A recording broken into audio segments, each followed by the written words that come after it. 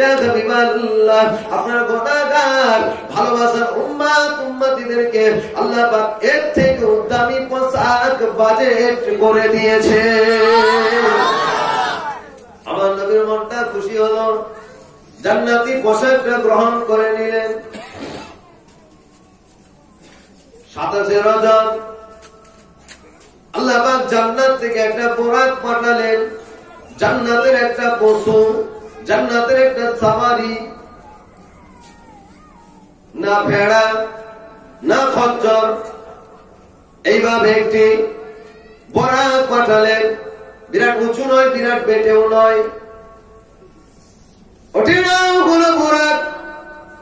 বোরাক পাঠিয়ে দিলেন। আমার প্রাণ নবী 27 রজবে উম্মে খানের বাড়িতে আরাম করতেছিলেন। ইখতিলাফ আছে, কাবা শরীফের পাশে কি হাতিম বলে জায়গা আছে, নবী আমার হাতিমেতে আরাম করছিলেন। বেশিরভাগ মুফাসসিররা বলেন উম্মে খানের বাড়িতে ছিলেন। আল্লাহর নবী 27 রজব যখন চলে আসলো, জিবরাইল আলাইহিস সালাম ওই বোরাক খানা নিয়ে উম্মে খানের বাড়ির সম্মুখে গিয়ে বেঁধে দিলেন। নবী আমার ঘুমায়, জিবরাইল গিয়ে আমার নবীর কাছে পায়ের কদমের নিচে দাঁড়িয়ে যায়। নবী ঘুমাচ্ছে, আরাম করছে। জিবরাইল আলাইহিস সালাম আমার নবীকে কতটা ইজ্জত করে, সম্মান করে, কতটা ভয় পায়। আমার নবী ঘুমাচ্ছে, নবীকে ও নবী উঠুন এই কথা বলে তুলতে ভয় পাচ্ছে, নবীর সামনে বিয়াদবি হয়ে যাবে, তাই আমার আল্লাহ আমাকে ছাড়বে না। জোরে বলেন না সুবহানাল্লাহ। নবীর সামনে বিয়াদবি হলে ফেরেশতাকে আল্লাহ ছাড়বে না। এই জিবরাইল ফেরেশতা আদমের সাথে দাঁড়িয়ে আছে আমার নবীর কদমের নিচে, নবীকে কি করে তুলবো? কাতাবে এসে যা বাবা, আল্লাহর নবীর পা মোবারকের উপরে জিবরাইল আলাইহিস সালাম তার গাল মোবারকের নরম গোশতটাকে পায়ের মধ্যে বুলাচ্ছেন। অনেকে বর্ণনা করে না, আল্লাহর ফেরেশতা জিবরাইল আলাইহিস সালাম আমার নবী পাকের পায়ে পা মোবারকের কদম মোবারকের তলিয়ে তলাতে জিভ দিয়ে সুরসুরনি দিচ্ছে। জোরে বলেন সুবহানাল্লাহ। আল্লাহু আকবার। জিভটা পায়েতে বুলাচ্ছে। একটা কারো পায়ে যদি একটা খড়কুটি, একটা কুটি যদি একটু সুরসুরনি দেওয়া হয়, ঘুমন্ত মানুষ নড়ে উঠবে না? বলে বলেন, জিবরাইল সাল্লাল্লাহু নড়াচ্ছে। নবী পাকের চেতনা হয়ে গেল। আল্লাহ নবী চেতনা হয়ে দেখেন আল্লাহ পাকের বড় ফেরেশতা রুহুল কুদ্দুস ফেরেশতা জিবরাইল আলাইহিস সালাম, আল্লাহ পাকের একজন বড় ফেরেশতা দাঁড়িয়ে আছে। ইয়া আখি জিবরাইল, আসসালামু আলাইকা ইয়া রাসূলুল্লাহ ইয়া হাবিবাল্লাহ। ও ফেরেশতা জিবরাইল, কি খবর রে? তুই একজন আল্লাহ পাকের ফেরেশতা হয়ে, একজন বড় ফেরেশতা হয়ে কেমন করে তুমি এই কাজটা করলে? তোমার জিহ্বা মোবারক আমি রাসূলুল্লাহর পায়ে বুলালে, তোমার মুখমণ্ডলটা আমি রাসূলুল্লাহর কদমে বুলালে, এটা কি তুমি ঠিক করলে? এটা ঠিক হলো না। আল্লাহর ফেরেশতা জিবরাইল সাল্লাম কি জবাব দিয়েছিলেন? ইয়া রাসূলুল্লাহ কে ইয়া হাবিবাল্লাহ, আমি জিবরাইলের দাম আপনার কদমের নিচে এর থেকেও কম আছে। জোরে বলেন সুবহানাল্লাহ। আমি আল্লাহ পাকের বড় ফেরেশতা, আপনার কদমের নিচে আমার জায়গা, আপনার কদমের থেকে আমি জিবরাইলের কিন্তু দাম আল্লাহ পাকের দরবারে কম আছে। ওর ছেলেরা, জওয়ান যুবকেরা, আল্লাহ পাকের বড় ফেরেশতা আমার নবীকে কতটা সম্মান করে, ইজ্জত করে। সংক্ষেপ করে আপনাদেরকে বলে, আল্লাহ পাকের নবী আমার মেরাজ শরীফে যাবেন, আল্লাহ পাকের দিদারে যাবেন। নবী পাকের মন খারাপ, নবী পাকের মনে কত দুঃখ, নবী পাকের মনে কত কষ্ট, আমার আল্লাহ আমার নবীকে সান্ত্বনা দেওয়ার জন্য নিয়ে যাবেন, খুশি করার জন্য নিয়ে যাবেন। নবী পাক দুনিয়াকে পোশাক খুলে দিয়ে বেহেশতি পোশাক করে দিন, বেহেশতি পোশাক করে নিয়ে গাধার কাছে আসলেন, বোরাকের কাছে আসলেন। বোরাকে চেপে নবী যাবে। ও ছেলেরা, যুবকেরা,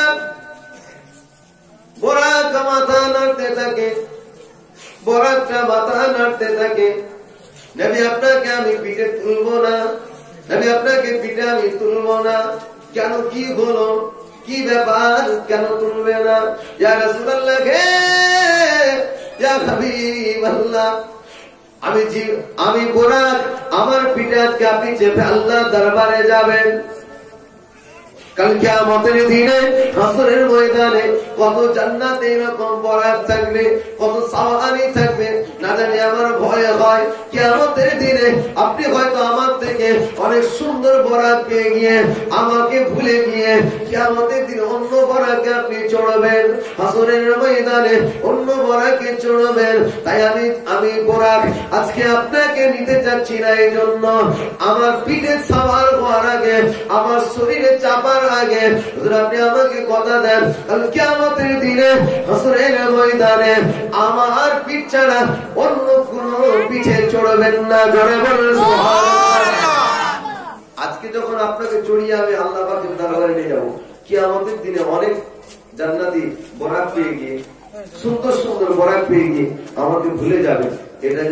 এটা যাতে না হয় আজকে আমাকে ওয়াদা করুন, আমাকে বলুন কিয়ামতের দিনেও আপনি আমার পিঠেই সাওয়ার হয়ে চলবেন, জান্নাতের ভিতরে যাবেন, আমার পিঠে চড়েই যাবেন। এটা বলে আমার রাসূল বলছে, ও তুমি এটা চাও? আমি রাসূল কথা দিচ্ছি, আজকে যখন তোমার পিঠে চড়ছি, আগামীতেও তোমার পিঠেই চড়বো। জোরে বলেন না সুবহানাল্লাহ। বরাতটা খুশি হয়ে গেল, আনন্দিত হয়ে গেল। এত আনন্দিত হলো, মুহূর্তের মধ্যে আমার নবীকে চাপিয়ে নিয়ে একেবারে বাইতুল মুকাদ্দাস শরীফে মুহূর্তের মধ্যে পৌঁছে দিলেন। জোরে বলেন না সুবহানাল্লাহ।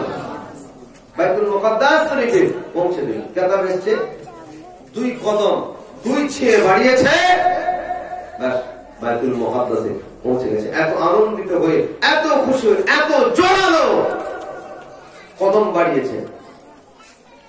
কয়েকশো কিলোমিটার দূর রাস্তা পৌঁছে গেলেন। ছেলেরা, জওয়ান যুবকেরা, মায়েরা, বোনেরা, প্রত্যেক নবী আলাইহিস সালাম বোনেরা ওখানে বরাত তাদের সাওয়ারি উঠতুম বা ভেড়া বাইতুল মুকাদ্দাসে যখন যেতেন, একটা নির্দিষ্ট জায়গা ছিল, ওই জায়গায় সাওয়ারিগুলো বাঁধতেন। আল্লাহ পাকের ফেরেশতা জিবরাইল আলাইহিস সালাম ওই জায়গায় বরাতটিকে বাঁধলেন।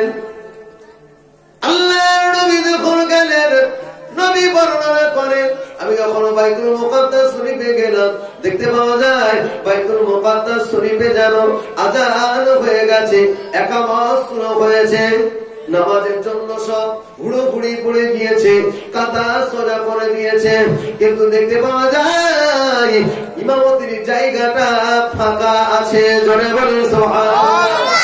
এমন সময় আল্লাহ পাকের ফেরেশতারা আমার নবীকে জিবরাইল আলাইহিস সালাম সহ ধরাধরি করে ফাঁকা করে করে বলতে থাকেন, ইয়া রাসূলুল্লাহ, ইয়া হাবিবাল্লাহ, ইয়া রাসূলুল্লাহ, ইয়া হাবিবাল্লাহ, আজকের দিনে বাইতুল মুকাদ্দাস শরীফের ইমামতিটা আপনি করবেন। জোরে বলেন সুবহানাল্লাহ। দামি ইমাম আজকে এখানে কেউ আসে না। আল্লাহ পাক রূহানি খালতে 1 লাখ মতান্তরে 24,000 পয়গম্বরকে আল্লাহ রূহানি খালতে হাজির করিয়েছিলেন। আল্লাহ পাকের ফেরেশতারা এসে হাজির ছিল বাইতুল মুকাদ্দাস শরীফে। আমার নবী ইমামতি জায়গায় গিয়ে দাঁড়িয়ে 2 রাকাত নামাজ পড়িয়েছিলেন। জোরে বলেন সুবহানাল্লাহ। আমার নবীকে এইজন্য ইমামুল আম্বিয়া, তামাম নবীদের ইমাম হয়েছে, ইমামুল মুরসালিন বলা হয়। ফেরেশতাদেরও আমার রাসূল ইমাম হয়েছিলেন বাইতুল মুকাদ্দাস শরীফে নামাজ পড়ালেন। নামাজ পড়িয়ে দিয়ে ঊর্ধ্বগমনে আমার নবী যাবেন। আবার সকলে মুহাম্মদে আল্লাহুম্মা সাল্লি আলা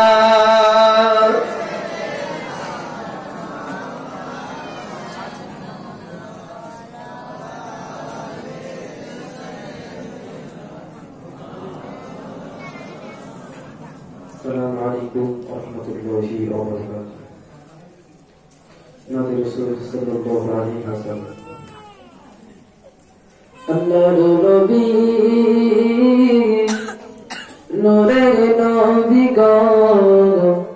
আপনি নবী আমার জীবনের জীবন আল্লাহর নবী নূরের নবী গো আপনি নবী আমার জীবনের জীবন নবী দেখে তোমার মাঝে যা ভাগবতী হয় খাদিজা জীবন যৌবন পাইল আপনার পায় আল্লাহর নবী নূরের নবী গো আপনি নবী আমার জীবনের জীবন আল্লাহর নবী নূরের নবী গো আপনি নবী আমার জীবনের জীবন নবী দাঁড়িয়ে তোমার দুয়ারে মিনতি করি জোড়ে শান্তি পাব ওই কবরের মাঝে সুবহানাল্লাহ নবী দাঁড়িয়ে তোমার দুয়ারে মিনতি করি জোড়ে শান্তি পাব ওই কবরের মাঝে ও নবীকে যে দেখেন একবার স্বপ্নে জীবনে আর ভোলে না সদাই আপনার নাম করে স্মরণ আল্লাহর নবী নূরের নবী গো আপনি নবী আমার জীবনের জীবন আল্লাহর নবী নূরের নবী গো আপনি নবী আমার জীবনের জীবন আল্লাহুম্মা সাল্লি আলা মাওলানা মুহাম্মদ ওয়া আলা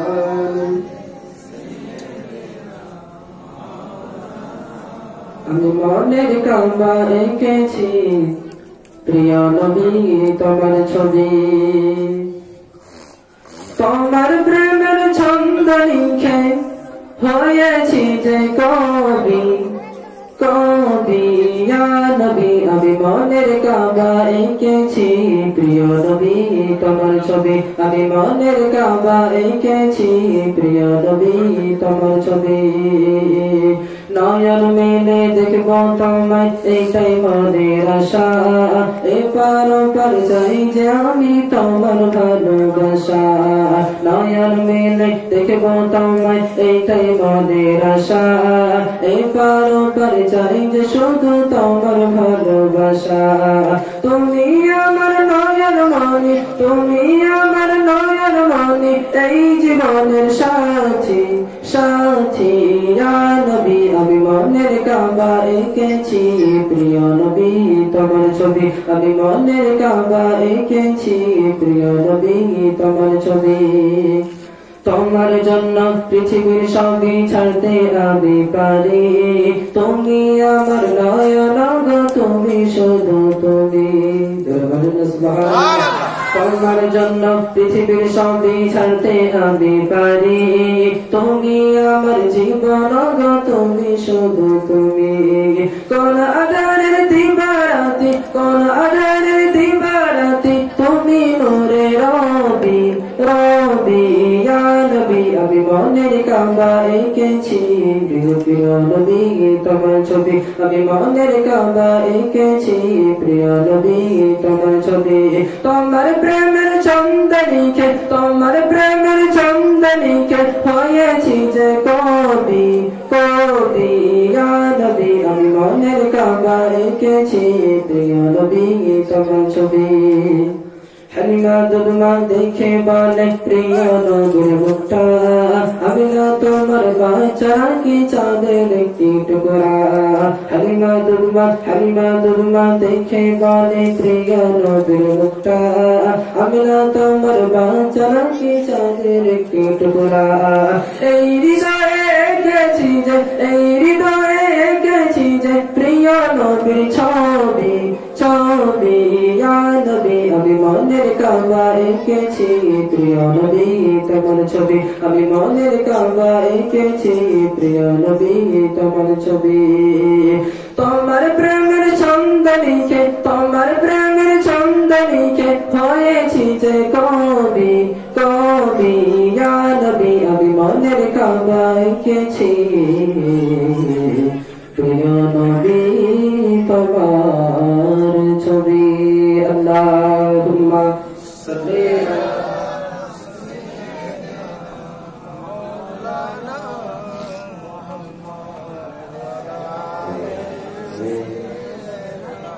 سيدنا مولانا محمد اللهم صل على سيدنا مولانا محمد وعلى آل سيدنا مولانا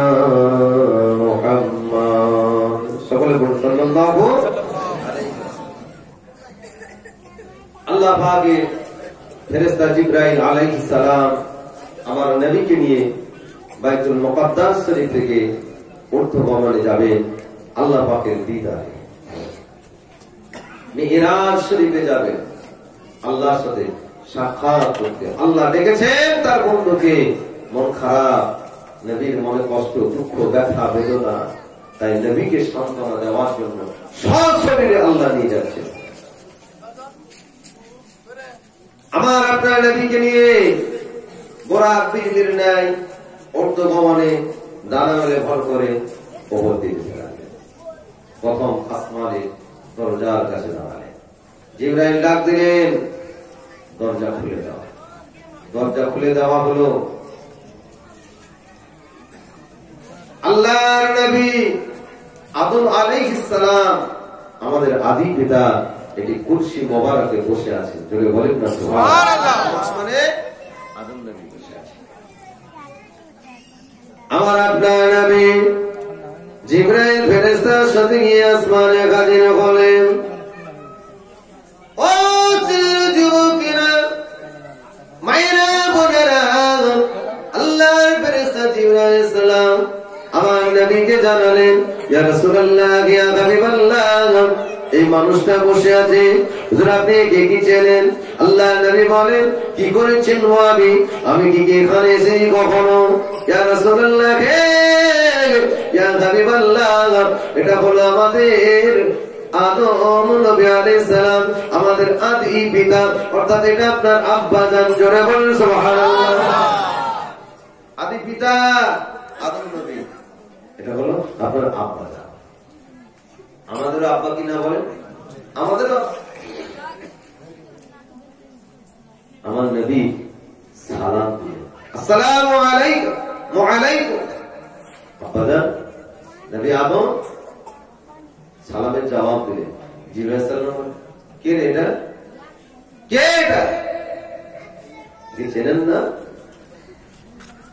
ও নবী আদম ইনি বলেন আখিরি জামানার নবী সেই জামানার পয়গম্বর ইনি হলো আপনার বেটা মুহাম্মাদুর রাসূলুল্লাহ সুবহানাল্লাহ আল্লাহ ফেরেশতা জিবরাইল আলাইহিস সালাম যখন আদম নবীকে জানালেন এটা আপনার বেটা সেই জামানার নবী ইনি হলেন মুহাম্মাদুর রাসূলুল্লাহ সাল্লাল্লাহু আলাইহি ওয়াসাল্লাম বলার সঙ্গে সঙ্গে আল্লাহর নবী আদম আলাইহিস সালাম কুরসি মোবারক থেকে উঠে দাঁড়িয়ে পড়লেন জোরে বলেন সুবহানাল্লাহ আল্লাহর নবী আদম আলাইহিস সালাম আমার নবীকে দেখে আদবের সাথে দাঁড়িয়ে গেলেন নবীর উপরে দাঁড়ানো নাকি বলে চলে না হারাম অর্থাৎ কিয়াম করা নাকি চলে না নবী আদম আলাইহিস সালাম আরে বাপের থেকে বেটার কত মর্যাদা আল্লাহ দান করেছে হ্যাঁ নবী আদম আলাইহিস সালাম বেটাকে দেখে আদর করে দাঁড়িয়ে গেল। ঘরে বাপ বেটা কি কেমন সম্মান বাপ করবে জানি না, কিন্তু সমাজের মাঝখানে ছেলেকে যদি আল্লাহ মর্যাদা দিয়ে থাকেন, সমাজের মাঝখানে বাপকে সম্মান দিতে হবে না, হবে না বলে? সম্মান দিলে দাঁড়িয়ে গেল। মারহাবা এ মুহাম্মদ, মারহাবা, মোবারকবাদ আপনাকে, আল্লাহ আপনার এই শুভ সভা আল্লাহ সাকসেস করুন, বলুন আলহামদুলিল্লাহ। আদম নবী দোয়া করুন। উত্তম মেহমান আজকে আল্লাহ দরবারে যাচ্ছে, উপযুক্ত আমার ছেলে আজকে আল্লাহ দরবারে যাচ্ছে।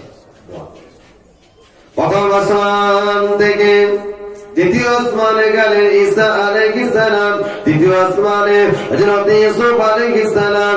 এইভাবে নবীদের সাথে দেখা হতে হতে ষষ্ঠম আসমানে গিয়ে পৌঁছে গেলেন। ষষ্ঠম আসমানে আল্লাহর নবী মুসা আলাইহিস সালাম আছেন। মুসা আলাইহিস সালামের সাথে সাক্ষাৎ হলো, সালাম কালাম হলো। ও ছেলেরা, জওয়ান যুবকেরা, ষষ্ঠম আকাশ ভেদ করে সপ্তম আকাশে গিয়ে পৌঁছানো। সপ্তম আকাশের দরজা খুলে দেওয়া হলো। আল্লাহ ফেরেশতা জিবরাইল আলাইহিস সালাম বরকায় করে নিয়ে আমার নবীকে পরাকে চড়িয়ে নিয়ে সপ্তম আকাশে যখন গিয়ে দেখেন আল্লাহ পাকের একজন বান্দা নূরানি নূরান্বিত চেহারা নিয়ে সপ্তম আকাশে বাইতুল মামুর বলে একটি জায়গা আছে। ফেরেশতারা ওই বাইতুল মামুরকে তাওয়াফ করে। ফেরেশতাদের কাবা ওটা। ও যুবকেরা, একজন মানুষ বাইতুল মামুরে খেলাম দিয়ে বসে আছে। তার পরিচয় করানো হলো। উনি কে? উনি হলেন নবী ইব্রাহিম আলাইহিস সালাম।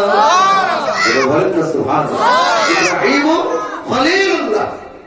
আল্লাহ পাক কোন নবীকে খলিল উপাধি দেননি, কেবলমাত্র ইব্রাহিম নবীকে খলিলুল্লাহ, অর্থাৎ আল্লাহর খাস দোস্ত, খাস প্যারা বন্ধু, খাস বন্ধু খলিলুল্লাহ।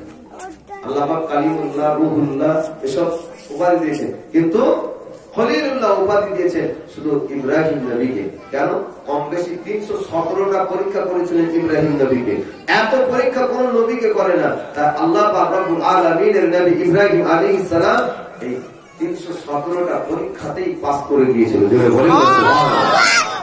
প্রত্যেকটাতেই সাকসেসফুল করেছিলেন। আর সবথেকে কঠিন পরীক্ষা যেটা দিয়েছিল নিজের ছেলেকে কুরবানি করা, এটা হলো সবথেকে কঠিন পরীক্ষা ছিল।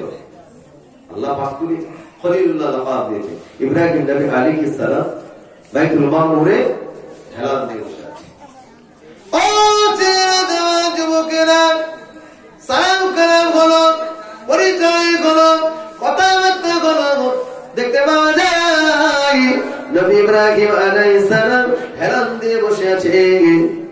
কোজি কোজি মাসুম বাচ্চারা, ছোট ছোট ছেলেরা, নাবালক ছেলেরা ছুটে ছুটে ছুটে ছুটে ইব্রাহিম নবীর কাছে গিয়ে গোল করে বসে। ইব্রাহিম নবী তাদের কানে কানে কি বলে, আবার সব চলে যায়। আবার ছেলেরা আছে। এইভাবে নবী ইব্রাহিম আলাইহিস সালামের সাথে ওই মাসুম মাসুম বাচ্চাগুলো খেলাধুলা করার নাই কাছে যাচ্ছেন, জড়িয়ে ধরছেন। নবী ইব্রাহিম কি যেন বলছেন, বাচ্চারা চলে যাচ্ছে। এই দৃশ্য দেখে নবী পাক জিবরাইলকে জিজ্ঞাসা করছে, জিবরাইল এইসব বাচ্চাগুলো এরকম এখানে ছুটে ছুটে আসছে, নবী ইব্রাহিমের কাছে যাচ্ছে, আবার চলে যাচ্ছে, ব্যাপারটা কি? এই বাচ্চাগুলো কারা? এরা কারা? আল্লাহ পাকের বড় ফেরেশতা জিবরাইল আলাইহিস সালাম কি জবাব দিয়েছিলেন? ইয়া রাসূলুল্লাহ, ইয়া হাবিবাল্লাহ, আল্লাহ পাক রব্বুল আলামিন ইব্রাহিম নবীকে জাতির পিতা বানিয়েছে। জোরে বলেন সুবহানাল্লাহ। অর্থাৎ মুসলমানের পিতা ইব্রাহিম আলাইহিস সালামকে আল্লাহ বানিয়েছেন। সবার পিতা আদম নবী, মুসলমান জাতির পিতা হলো ইব্রাহিম নবী। জোরে বলেন সুবহানাল্লাহ। ইয়া রাসূলুল্লাহ, ইয়া হাবিবাল্লাহ, এই বাচ্চাগুলো হলো মায়ের পেট থেকে বাচ্চা ভূমিষ্ঠ হওয়ার পরে নাবালক অবস্থায় যে বাচ্চাগুলি মারা যায় ওরা এতিম হয়ে যায়, বাচ্চাগুলি ওরা ইন্তেকাল হয়ে যাওয়ার পরে মা পায় না, বাপ পায় না। নবী ইব্রাহিমকে জাতির পিতা আল্লাহ বানিয়েছে, দুনিয়াতে এদের কোন এলেম শিক্ষা হয় না। ইয়া রাসূলুল্লাহ ইয়া হাবিবাল্লাহ, মা বাপ কেমন নিয়ামত এ সম্পর্কে ওরা বোঝে না। মা বাপকে আল্লাহ কত বড় নিয়ামত করেছে এটা ওরা জানে না। তাই নবীকে আল্লাহ জাতির পিতা করেছে। যে বাচ্চাগুলি নাবালক অবস্থায় ইন্তেকাল হয়ে যায়, ওই বাচ্চাগুলিকে আল্লাহ তার রূহানি খালতে কুদরতি ক্ষমতায় তাই জাতির পিতার কাছে পাঠিয়ে দেয়। তোমাদের আব্বা, এটা হলো তোমাদের পিতা। ইব্রাহিম নবী আলাইহিস সালাম বাপ হয়ে ওদেরকে আদর করতে থাকে, জোরে বলেন সুবহানাল্লাহ। ওদেরকে দ্বীনি শিক্ষা দিতে থাকে, সুবহানাল্লাহ, তাসবিহ শিক্ষা দিতে থাকে, আল্লাহ পাকের জিকির আজকারের শিক্ষা দিতে থাকে। বাচ্চাগুলো ছুটে ছুটে আসে, নবী ইব্রাহিম তাদের আদর করে, তাদেরকে শিক্ষা দেয়, তারা চলে যায় জিকির আজকার করে, আবার তারা চলে আসে। ইয়া রাসূলুল্লাহ, ইয়া হাবিবাল্লাহ, এই বাচ্চাগুলো হলো ওই বাচ্চা যারা নাবালক অবস্থায় মারা যায়। আমার ভাইরা, বাবাজিরা, মায়েরা, বোনেরা, যাদের মাসুম বাচ্চা নাবালক অবস্থায় চলে যায়, কপাল ভালো, তাকদীর তাদের ভালো। আল্লাহর নবী বলেন কাল কিয়ামতের দিনে হাসরের ময়দানে ওই বাচ্চাগুলোকে যখন দাঁড় করানো হবে, আল্লাহ পাকের দরবারে ওই বাচ্চাগুলো ফরিয়াদ করতে থাকবে। জাতির পিতার কাছে তারা ছিল ঠিকই, জাতির পিতার কাছে আনন্দ করেছিল ঠিকই, কিন্তু তাদের জন্মদাতা বাপকে কিয়ামতের দিনে খুঁজবে। জন্ম হয়নি মাকে, গর্ভধারিণী মাকে বাচ্চাগুলো খুঁজবে। ও ছেলের যুবকেরা, আল্লাহ ওদেরকে নিষ্পাপ করেছে, জান্নাতি করে দিয়েছে, জান্নাতে যাওয়ার হুকুম করবে, বাচ্চাগুলো যাবে না।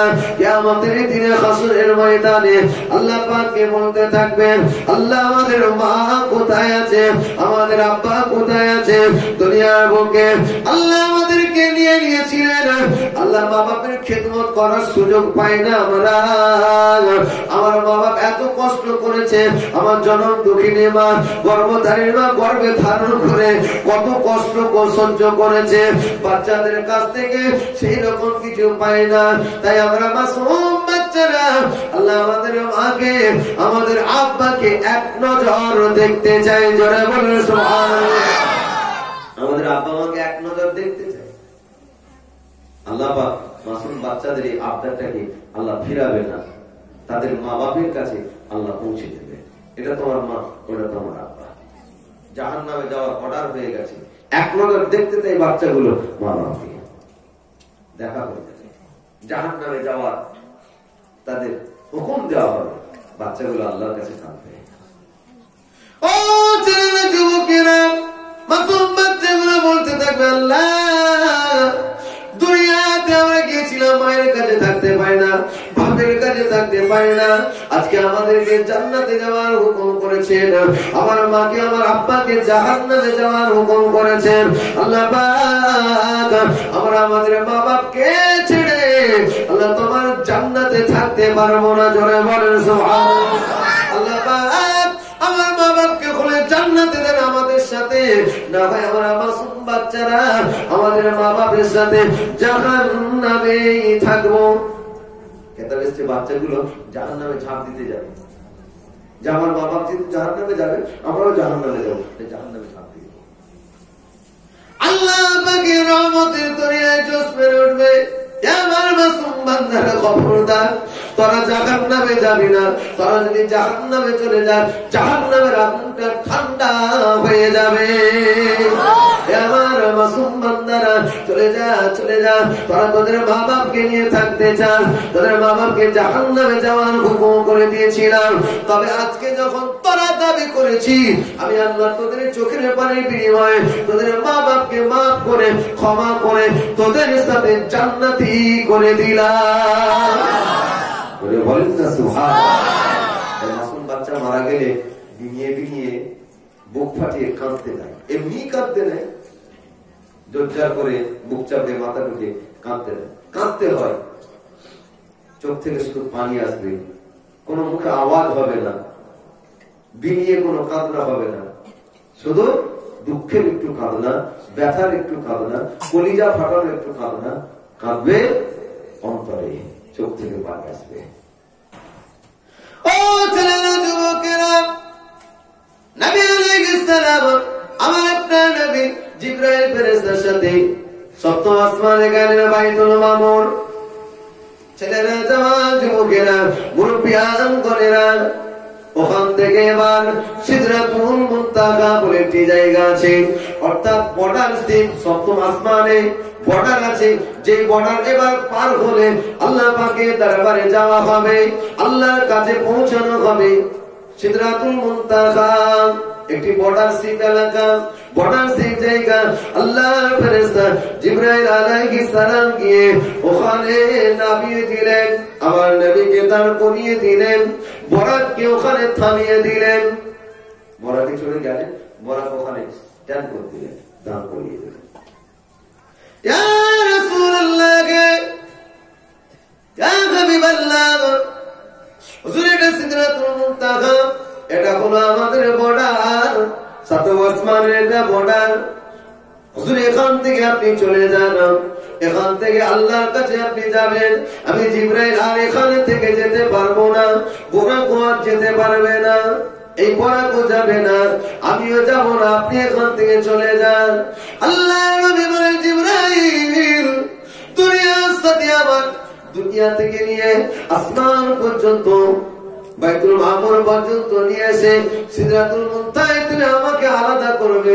আমি রাসূলুল্লাহ তোমাকে ছাড়বো না, আমি আলাদা হতে দেবো না। সব জায়গায় তো আমাকে বন্ধু করে সাথে করে সব দেখিয়ে নিয়ে আসলে, জানিয়ে নিয়ে আসলে, এটা ওটা সেটা।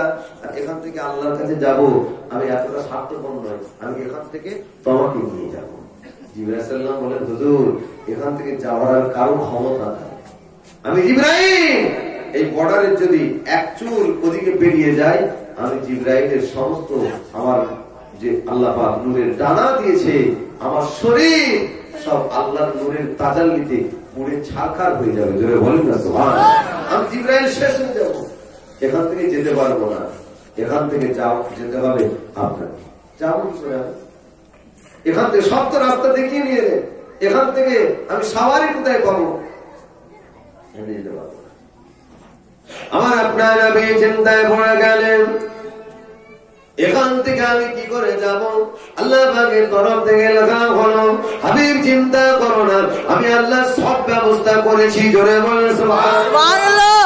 রাফরাফ নামক একটা বিছানা, রাফরাফ নামক একটা চেয়ার, কিংবা একটা কুরসি, কিংবা রাফরাফ নামক একটা সাওয়ারি বলতে পারেন, আল্লাহ পাকের নূরের তৈরি, নূর দিয়ে বানানো রাফরাফ নামক একটা বিছানা আল্লাহ তার কুদরতি হাত দিয়ে ছুড়ে দিলেন। জোরে বলেন সুবহানাল্লাহ। সিদরাতুল মুনতাহার বর্ডারে এসে হাজির হয়ে গেল, বিছানাটা বিছানো হয়ে গেল, সাওয়ারিটা পাতা হয়ে গেল। আমার আল্লাহ পাক আমার নবীকে জানিয়ে দিলেন, আমার হাবিব, আমার বন্ধু, তুমি ওই রাফরাফ নামক সাওয়ারিতে চেপে পড়ো, আমি আল্লাহ ওখান থেকে আনার ব্যবস্থা করে নেব। ও ছেলেরা, জওয়ান, যুবকেরা, আমার নবী পাক সাল্লাল্লাহু আলাইহি ওয়াসাল্লাম ওই রাফরাফ নামক বিছানাতে চললেন, সাওয়ারিতে চাপলেন। যেই চেপেছে সাওয়ারি উল্টে আরম্ভ করলো। যদি বলেন সুবহানাল্লাহ। আল্লাহ পাকের নূরের পর্দা ভেদ করে আল্লাহ পাকের সম্মুখে হাজির হলো। ছেলেরা, জওয়ান, যুবকেরা, ভাইয়েরা, বোনেরা, আল্লাহর নবী আল্লাহ পাকের কাছে হাজির হয়ে বন্ধুর সাথে খোঁজ মেজাজে আনন্দ করতে লাগলেন।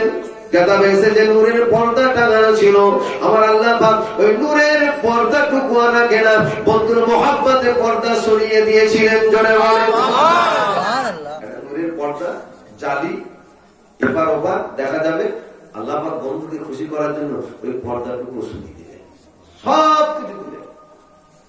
বন্ধু যখন বন্ধুর বাড়িতে যায়, কিছু তোহফা নিয়ে যায় না, যায়নি বলে? কিছু তোহফা কিছু নিয়ে যায় তো।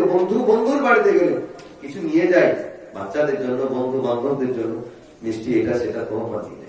আমার আল্লাহ বলে, হাবিব তুমি যে বন্ধুর কাছে আসলে, তুমি বন্ধুর জন্য কিছু তোহফা নিয়ে আসো না, কিছু হাদিয়া নিয়ে আসো না? বন্ধুর বাড়িতে চলে আসলে আমার নবী মুচকে হাসছেন, আল্লাহ আমি কিছু নিয়ে আসি না, তবে নেহাত আমি খালিতে আসি না। জোরে বলেন না সুবহানাল্লাহ। আমি কিছু নিয়ে আসি না, তবে এটাও নয় যে আমি একেবারেই খালি এসেছি। আমার জন্য কি এনেছো, কি এনেছো তুমি হাবিব বন্ধুর বাড়িতে? আমার নবী বললেন, আত্তাহিয়াতু লিল্লাহি ওয়াসসালাওয়াতু, জোরে বললেন সুবহানাল্লাহ। ও রব্বুল আলামিন, আল্লাহ সমস্ত নিয়ামতের শুকরিয়া, সমস্ত নিয়ামতের যে আল্লাহ আপনি আমাকে রহমত দান করেছেন, এর বিনিময়ে শুকরিয়া এর হাজির করেছি। জোরে বলেন সুবহানাল্লাহ। তওবা হিসাবে শুকরিয়া এনেছি আপনার কাছে। নবী আমার বললেন, আত্তাহিয়াতু লিল্লাহি ওয়াসসালাওয়াতু ওয়া তাইয়্যিবাতু। আল্লাহ পাক আমার নবী শুকরিয়া আদা করলেন। আমার আল্লাহ বলতে লাগলেন, আসসালামু আলাইকা আইয়ুহান নাবিয়্যু ওয়া রাহমাতুল্লাহি ওয়া বারাকাতুহু। জোরে বলেন সুবহানাল্লাহ। আমার নবী প্যারা, তুমি দিয়েছো আমাকে তোহফা, আমি আল্লাহ তোমারে দিলাম আমার তরফ থেকে সমস্ত রহমত। জোরে বলেন সুবহানাল্লাহ। আমি আমার নবীকে আমার তরফ থেকে রহমত দিয়ে দিলাম, তোহফা দিয়ে দিলাম। আমার নবী বলছেন, আল্লাহ ওই সমস্ত রহমতের তোহফাটা আমি রাখবো না, আমি নেবো না, আমার গুনাহগার উম্মতদেরকে আমার পৃথিবীতে গিয়ে আমি বিতরণ করবো। জোরে বলেন না সুবহানাল্লাহ। আত্তাহিয়াতু, এটা আমার নবী আল্লাহকে তোহফা দিয়েছিলেন। আর আমার আল্লাহ আমার নবীকে আইয়ুহান নবী ওয়া রাহমাতুল্লাহ, এই নবী আমার তরফ থেকে তোমাকে রহমত দিয়ে দিলাম। ও ছেলেরা, যুবকেরা, মায়েরা, বোনেরা, আল্লাহর নবী মেরাজ শরীফ থেকে বন্ধুর কাছে বিদায় নিয়ে আসবে। আমার আল্লাহ বিদায় দিচ্ছেন, আমার নবীকে মেরাজ থেকে বিদায় দিচ্ছেন। বাবা এমত অবস্থায় আল্লাহ পাক জিজ্ঞাসা করেন, হাবিব যদি কিছু ভুল চুল এসব কিছু হয়ে থাকে, হাবিব তুমি আমার উপরে খুশি আছো তো? তুমি আমার কাছে আসলে হাবিব এখানে কোনো ত্রুটি হয় না তো? তুমি খুশি আছো তো? তোমার সাথে যে ব্যবহার, তোমার যে খেদমত, তোমার যা কিছু আমি সব করেছি বলেছি, এরকম সন্তুষ্ট আছো তো? আমি আপনাদের এখানে দাওয়াতে এসেছি, সাইদুল ভাই খাওয়াচ্ছেন, যাওয়ার সময় গতবারে বলেছিল, এই স্যার খাওয়া দাওয়া সব কিছু রান্না বান্না যদি কিছু প্রবলেম হয়ে থাকে যেন কষ্ট রেখো না, মাফ করে দেবে, কষ্ট রেখো না, মাফ করে দেবে। আমি তো হতেই পারে। আমার নবী জিজ্ঞাসা করেন, হাবিব তুমি যে আসলে এখানে কোন ত্রুটি ত্রুটি এসব কিছু মনে কিছু না, ক্ষমা করবে। আর তুমি যে যাবে, কিছু যদি নিয়ে যেতে চাও আমি আল্লাহ তোমায় দেবো। তখন আমার রাসূল বলেছেন, আল্লাহ আমি কার জন্য নেবো? তবে আমি আমার গুনাহগার উম্মতকে বেশি ভালোবাসি, তাই যদি আমার উম্মতকে কিছু দেন তো আপনার তরফ থেকে তাবারুক হিসাবে, তোহফা হিসাবে আমি আমার উম্মতদেরকে নিয়ে যেয়ে দেবো। জোরে বলেন না সুবহানাল্লাহ। আমি খুশি। তবে আল্লাহ আমার উম্মতদেরকে যদি বলি, আমি দাওয়াতে গেছিলাম আল্লাহর বাড়িতে, তো আল্লাহর বাড়িতে আপনি গেলেন, আমার উম্মতরা যদি প্রশ্ন করে, হুজুর আপনি আমাদেরকে ভুলে গেলেন, আমাদের জন্য কিছু আনলেন না আল্লাহর কাছ থেকে? আমার উম্মতরা চাইতে পারে, তবে আল্লাহ আমার উম্মতদের জন্য কিছু দেয়। আমার আল্লাহ বলে, হাবিব ওটাই তো আমি বলার জন্য তোমাকে স্মরণ করিয়েছি। জোরে বলেন না সুবহানাল্লাহ। আমার আপনার নবী যখন বললেন, আল্লাহ পাক হাবিব আমার দোস্ত, আমার বন্ধু, আমার নবী, আমি আল্লাহ পাক তোমার উম্মতদের জন্য 50 ওয়াক্ত নামাজ দিন রাতে দিলাম। তোহফা, এটা তাবারুক তোহফা, আমি আল্লাহর তরফ থেকে তোমার উম্মতদেরকে আমি দিলাম। এটা তুমি নিয়ে যাও আমার হাবিব, 6 মাস রোজা, এটা তুমি নিয়ে যাও তোমার উম্মতিদেরকে আমার তরফ থেকে তোহফা হিসাবে। রমজানের রোজা 6 মাস দেবে, 6 মাস রোজা দেবে। ক মাস রোজা? এক মাসই রোজা রাখে না, 6 মাস হলে কি হতো বুঝতে পারছেন তো? হ্যাঁ, 50 ওয়াক্ত নামাজ এক ওয়াক্তই দেখতে পাওয়া যায় না, জুম্মার দিনটাও খুঁজে পাওয়া যায় না। সবকিছু 50 ওয়াক্ত নামাজ দিলেন, আল্লাহ কোনো পয়সা নেই, চলে আসছে। মুসা নবী ঘিরেছে, এই মুহাম্মদ কি আল্লাহ কিছু দিয়েছে নাকি তোমার উম্মতের জন্য? 50 ওয়াক্ত নামাজ দিয়েছি, 6 মাস রোজা দিয়েছে। হ্যাঁ, 50 ওয়াক্ত নামাজ, মাথা খারাপ, নামাজ পড়তে পারবে তো? যাও আল্লাহকে যাও বলবে একটু কমিয়ে দিতে। নবী আমার গেলেন, আল্লাহ তখন আল্লাহ এতটা আমার উম্মতেরা ভাগ নিতে পারবে না, এত তহবা, দামি তহবা এত তারা নিতে পারবে না, অল্প দিলেই হবে। আল্লাহ করবে, যা 5টা কমিয়ে দিলাম, 45 করলাম, রোজা 1 মাস কমিয়ে দিলাম, যা। এইভাবে মুসা নবীর কাছে যখনই আসে, মুসা নবী বলে এতটা পারবে না তোর উম্মতেরা, অল্প বয়স পাবে, তারা খাটবে কখন, তারা নামাজ পড়বে কখন, সময় দিবে কখন, কমাতে পারে। কমিয়ে কমিয়ে কমিয়ে কমিয়ে লাস্ট অব্দি আল্লাহ পাকের কাছে যেমন নবী গেলেন, আল্লাহ একটু কমিয়ে দেন।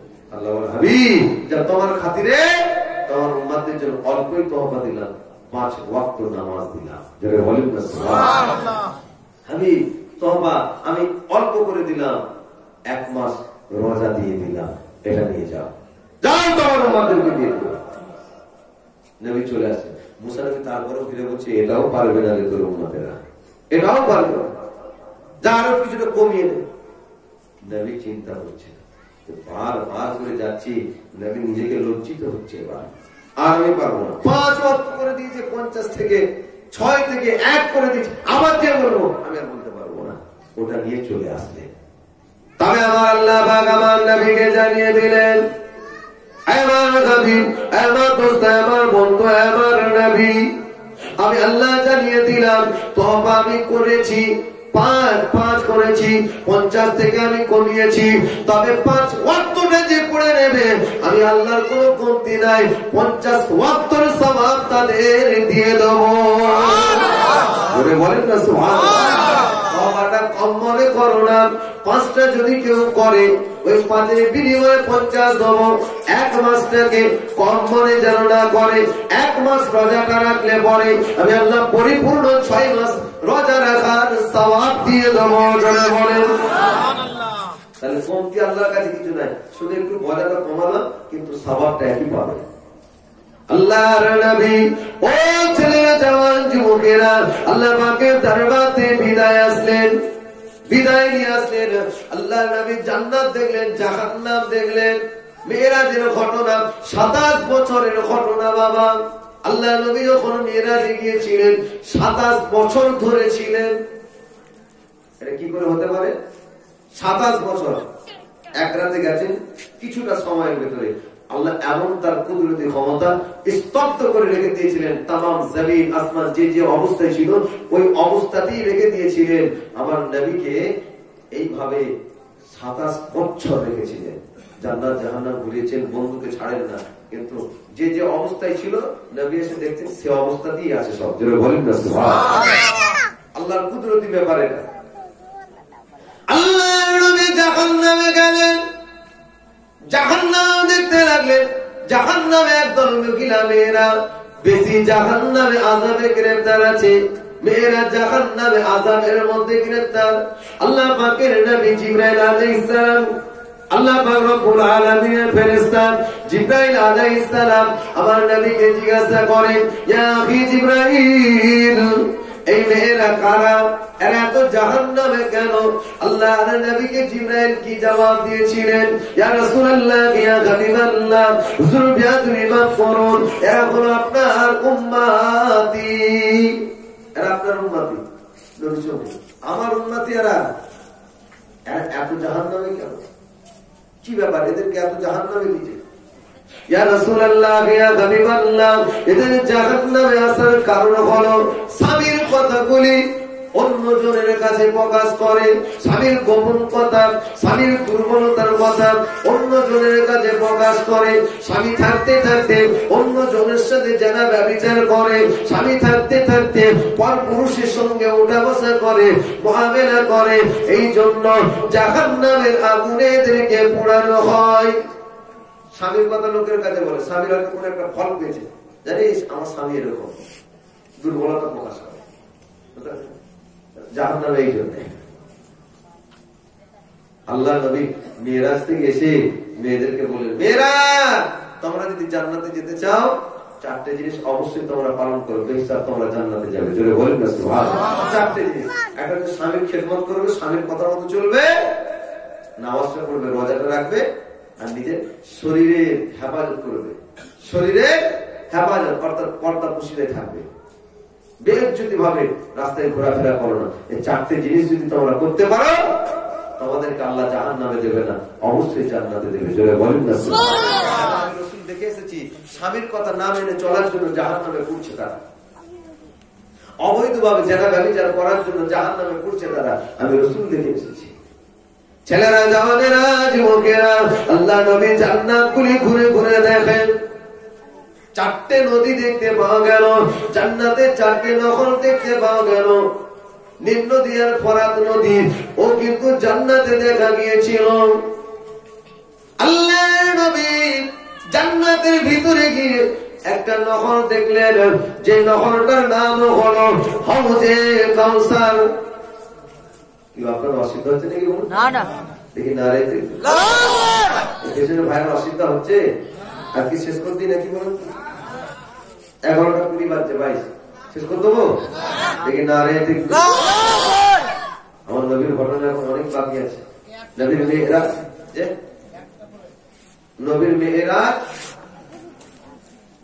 এখন নবী জান্নাতে দেখছেন, জান্নাত দেখে নহর দেখেছেন, আবে কাউসার, যে কাউসারের পানি আমার রাসূলুল্লাহ আখিরাতে নিজে হাতে করে উম্মতদেরকে পান করাবে। জোরে বলেন না সুবহানাল্লাহ। কাউসারের পানি নহর দেখবে, এত সুন্দর নদীটা দেখতে নবী আমার অবাক হয়ে আল্লাহকে বলেন, আল্লাহ এত সুন্দর পানিটা কোথা থেকে বার হচ্ছে আমি রাসূলুল্লাহ দেখতে চাই। জোরে বলেন না সুবহানাল্লাহ।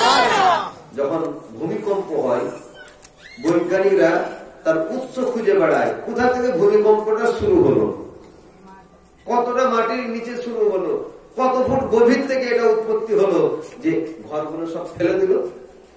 দেখা যায় অমুক জায়গাতে 15 ফুট গভীর থেকে ওইখান থেকে উৎপত্তি হয়েছিল। বৈজ্ঞানিকরা পরীক্ষা করে আমার রাসূল জান্নাতে কাউসারের পানিটা দেখে আল্লাহকে বলেন, আল্লাহ এত সুন্দর পানিটা কোথা থেকে বার হচ্ছে আমি রাসূল একটু দেখতে চাই। জোরে বলেন সুবহানাল্লাহ। আল্লাহ বলে, হাবিব তুমি দেখবে? জিবরাইল যাও আমার হাবিবকে বলো ওই নদীটার পাড় ধরে হাঁটতে বলো, তাহলে কিন্তু ওই পানির উৎস দেখতে পাবে। আমার আপনার নবী আবে কাউসার নহরের পাড় ধরে হাঁটতে শুরু করলেন। নবী আমার কেটে কেটে কেটে কেটে কেটে কেটে চলে যায়, ক্লান্ত হয়ে পড়ে। এতটা কেটেছেন নবী ক্লান্ত হয়ে গেলেন। ও মাবুদ আল্লাহ তাআলা, আমি আবে কাউসারের নহর দেখবো, উৎপত্তি কোথা থেকে আমি এটা দেখবো, এতটা আসলাম এখনো কিছু দেখতে পাই না। আল্লাহ বলে, হাবিব আরো কিছুটা এগিয়ে যাও। আল্লাহ নবী কিছুটা এগিয়ে গেলেন, এগিয়ে গিয়ে দেখেন একটা ঘর দেখতে পাওয়া যায়, বিরাট একটি ঘর দেখতে পাওয়া যায়। কোথাও কিছু না, একটি ঘর কেবলমাত্র আছে। আল্লাহ পাক রব্বুল আলামিন আমার নবীকে বলে, হাবিব ওই ঘরের কাছে যাও। আল্লাহ নবী ঘরের কাছে গেলেন, ঘরের দরজাতে চাবি লাগানো আছে, তালা লাগানো আছে। ও মাবুদ আল্লাহ তাআলা, এতটা আসলাম এখনো পানির উৎপত্তি আমি দেখতে পাই না। আল্লাহ পাক আমার কি দেখা হবে না? আল্লাহ বলে, হাবিব ওই ঘরের ভিতরে ঢোকো, পানির উৎপত্তি দেখতে পাবে। আল্লাহ তালা লাগানো আছে। আল্লাহ বলে, জিবরাইল আমার নবীকে বলে দাও ওই ঘরের তালার চাবি কাঠি, অন্য কোনো কিছু লাগবে না, শুধু ওই চাবির কাছে গিয়ে বিসমিল্লাহির রহমানির রহিম বলে একটা আওয়াজ করে দেবে। আমি আল্লাহ ওই বিসমিল্লাহর বরকতে দরজা খুলে দেব। বলেন না সুবহানাল্লাহ। চাবি আছে, চিন্তা করবেন না। আল্লাহ পাকের ইসম মুবারক, নাম মুবারক বিসমিল্লাহির রহমানির রহিম পড়ে ওখানে একটা আওয়াজ দিবে, ওটাই চাবি। ওই ঘরের চাবি কাটি হলো এটা বিসমিল্লাহ। যে বিসমিল্লাহির রহমানির রহিম বলতে সঙ্গে সঙ্গে চাবিটা খুলে গেল। যদি বলেন না ঘরের দরজা খুললে এত বড় ঘর পুরো ফাঁকা, কিচ্ছু নাই, কোন উৎস দেখতে পেলেন না পানি। আল্লাহ পাক আল্লাহ তাআলা পানির উৎস দেখতে পাচ্ছে না, ফাঁকা। মাঝখানে একটি বাক্স বসানো আছে, বাক্সটাতে আবার তালা লাগানো আছে। আল্লাহ বলে, হাবিব আপনি কাউসার নাহরের উৎপত্তি দেখতে চাও, ওই বাক্সটা খোলো, তাবি চাবি লাগানো আছে। হাবিব চিন্তা করো না, ওখানে বিসমিল্লাহ বলো। বিসমিল্লাহির রহমানির রহিম বলার সঙ্গে সঙ্গে বাক্সের তালাটা খুলে গেল। জোরে বলেন সুবহানাল্লাহ। আল্লাহর নবী বাক্সের চাবি খুলে বাক্সটা যখন খুললেন, এইভাবে যখন খুলেন, বাক্সটা পুরো ফাঁকা, কিছু নাই বাক্সতে। বাক্সটা খুলে ওপরের দিকে তাকিয়েছেন, নবী আমার ওপরের দিকে তাকিয়ে দেখেন বাক্সের ওপরে লেখা আছে, অর্থাৎ এইভাবে বাক্স খুলেছে, ভেতর পিঠে ওপর দিকে লেখা আছে বিসমিল্লাহির রহমানির রহিম। আল্লাহ পাকের নাম মোবারক লেখা আছে বাক্সের ভেতরে। নবী আমার পানির উৎস দেখলেন না, আল্লাহ পাকের ইসম মোবারক লেখা আছে। নবী আমার চিন্তা করতে লাগলেন, ও রব্বুল আলামিন আল্লাহ, আমি কাউসার নাহরের উৎপত্তি দেখতে চাই, কেন দেখতে পেলাম না? এখানে তো শুধু আপনার নাম লেখা আছে। আল্লাহ বলে, হাবিব যদি আপনি কাউসার পানির উৎস দেখতে চাও, তাহলে তুমি ওই বিসমিল্লাহটা ভালো করে দেখো। আল্লাহর নবী বিসমিল্লাহির রহমানির রহিম দেখতে লাগলেন। বিসমিল্লাহর প্রথম অক্ষর হবে, শেষ অক্ষর হলো মিম। আল্লাহর নবী নিজের নূরের চোখ দিয়ে বিসমিল্লাহ থেকে দেখতে লাগলেন। বে থেকে দেখে দেখে দেখে দেখে দেখে দেখে মিমের কাছে আসলেন। মিমের মাথাটা হলো মোটা, লেজটা নিচের দিকে ঝুলে আছে। আল্লাহর নবী বে থেকে দেখতে দেখতে দেখতে দেখতে মিমের কাছে এসে যখন লেজের দিকে নেমেছেন, নজরটা লেজের দিকে করেছেন, দেখতে পাওয়া যায় ওই মিমের লেজের ডগ থেকে নহর জারি হয়েছে। বলেন না সুবহানাল্লাহ।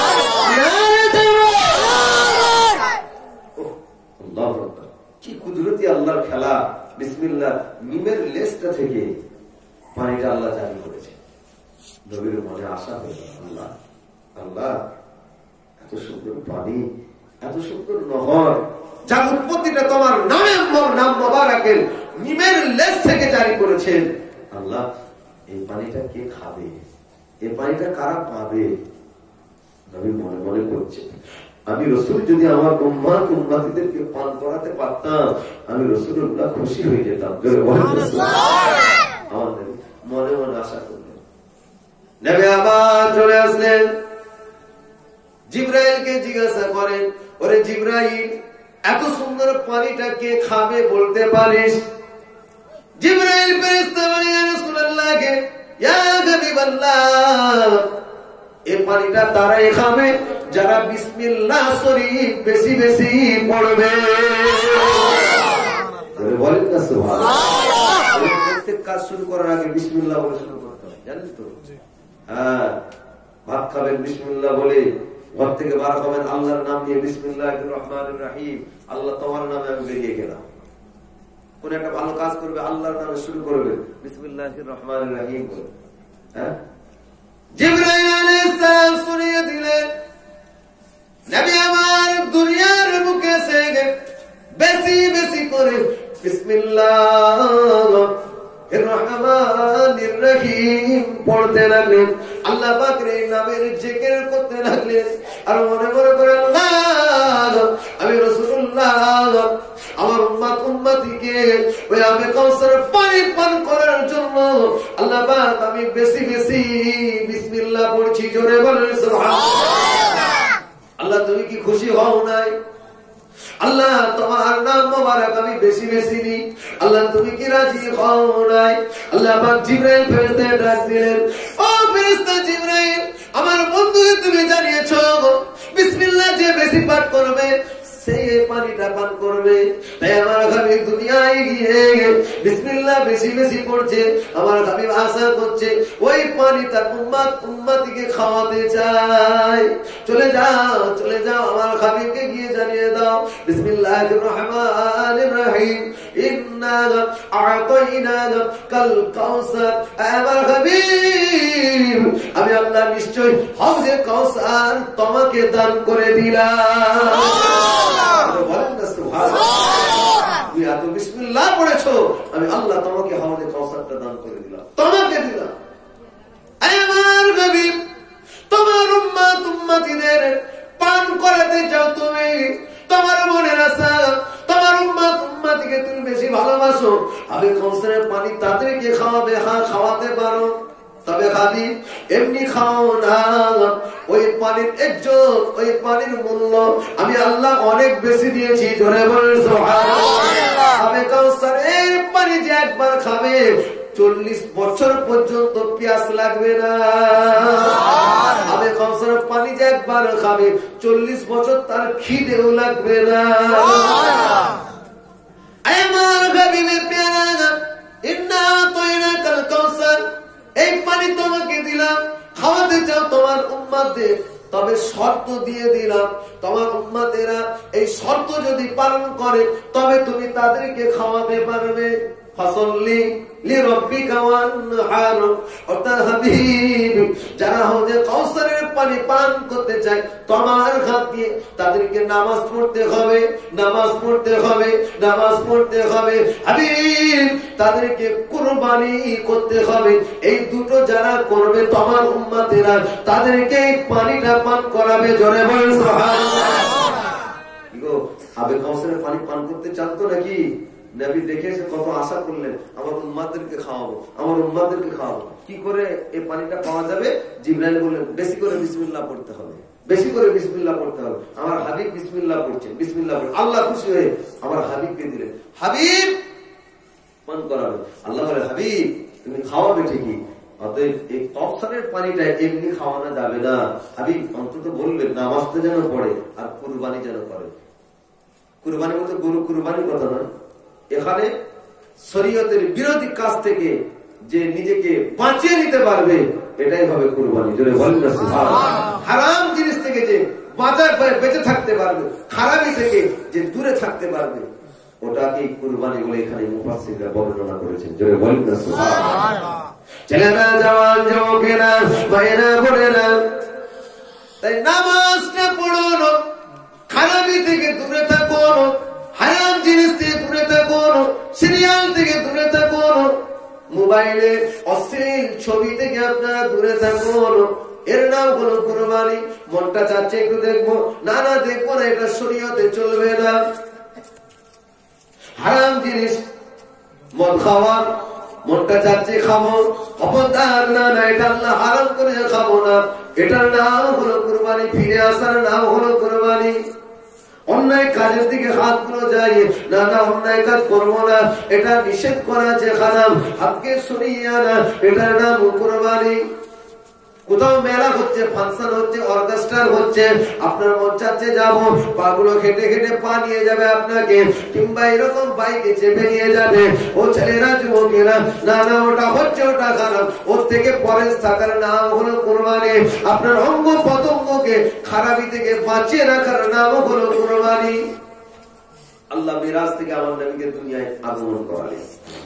নবী বলছেন আমার মিরাজটা কতটুকু সময় ছিল জানো?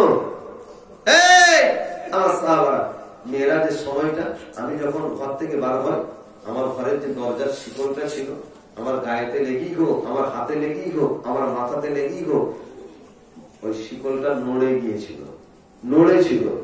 নড়া অবস্থায় আমি গেলাম, ফিরে এসে দেখি তখনও কিন্তু ওই শিকলটা নড়তেছে। জোরে বলেন না সুবহানাল্লাহ।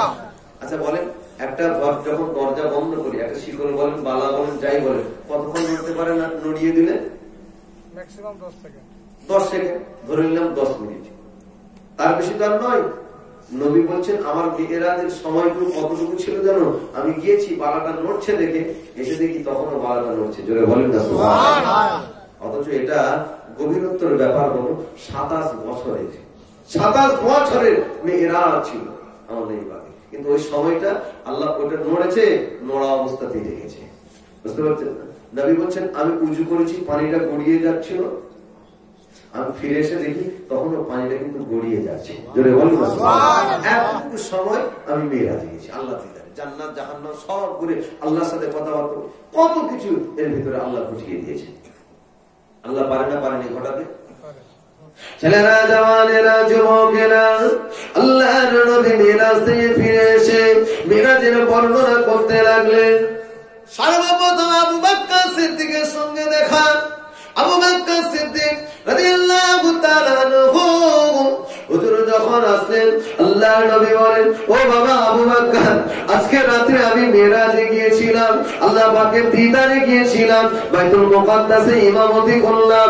ও বাবা আবু বকর, আল্লাহ পাকের উর্দু ভবনে 7 আসমান গিয়ে আরশে আজিমে গিয়ে আমার আল্লাহর সাথে কথোপকথন করে আজকে এক্ষুনি ফিরে আসলাম। জোরে বলেন সুবহানাল্লাহ। বাবা আবু বকর, আমি রাসূলুল্লাহ মেরাজে গিয়েছিলাম, তোমার কি মনে হয় এতটুকু সময় আমি সব ঘুরে আসলাম? তোমার কি মনে হয়? আল্লাহর নবী সাহাবা আবু বকর সিদ্দিক জবাব দিয়েছিলেন, সাদাকতু ইয়া রাসূলুল্লাহ ইয়া হাবিবাল্লাহ, আপনি যা বলছেন আমি আবু বকর স্বীকার করে নিলাম, সত্য বলছেন। জোরে বলেন সুবহানাল্লাহ। আমার নবী চমকে উঠলেন, আবু বকর এতটুকু সময় আমি মেরাজে চলে গেলাম, তুমি জানতে চাইলে না কিভাবে গেলেন? অন্তত সেটাও তুমি জানতে চাইলে না? এক কথা তুমি মেনে নিলে, হ্যাঁ গিয়েছিলাম। কেন মানবো না? আপনি যখন নবী হন নাই, নবুয়ত লাভ করেন নাই, মক্কার মানুষেরা সত্যবাদী আলামিন লাকাব দিয়েছিল। আমি আবু বকর দেখেছি জীবনে আপনি মিথ্যা কথা বলেন না। নবী হওয়ার আগে আপনি মিথ্যা কথা বলেন না, নবী হওয়ার পরে আপনি মিথ্যা কথা বলতে পারেন, এটা কি হয়? তাই আপনি যা বলছেন বারহাত সত্য।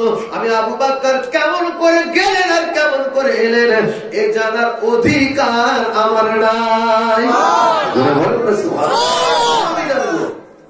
আপনি সত্যই গেছেন, যেভাবেই হোক আপনি গেছেন, এটা আমি আবু বকর মানি, বিশ্বাস করি। আল্লাহ রাসূল বলেন, তাই তুমি আমাকে এত ভালোবাসো? কোন প্রশ্ন জিজ্ঞাসা চিহ্ন থাকলো না। আবু বকর, তোমার এটা দেখে, তোমার ভক্তি দেখে, আমার প্রতি মোহাব্বত দেখে, ভালোবাসা দেখে আমি রাসূল তোমার উপরে খুশি হয়ে গেছি। জোরে বলেন সুবহানাল্লাহ। আজ থেকে আমি আবু বকরকে কিছু দিতে চাই, আজকে আমি কিছু দিতে চাই। হুজুর আপনি কি দেবেন আমাকে? আমি গ্রহণ করব। জোরে বলেন না সুবহানাল্লাহ। যাও, তুমি আবু বকর শুধু নয়, আজ থেকে আবু বকর সিদ্দিক হয়ে গেলে। জোরে বলেন না সুবহানাল্লাহ। আমি রাসূল বলছি তুমি সত্যবাদী।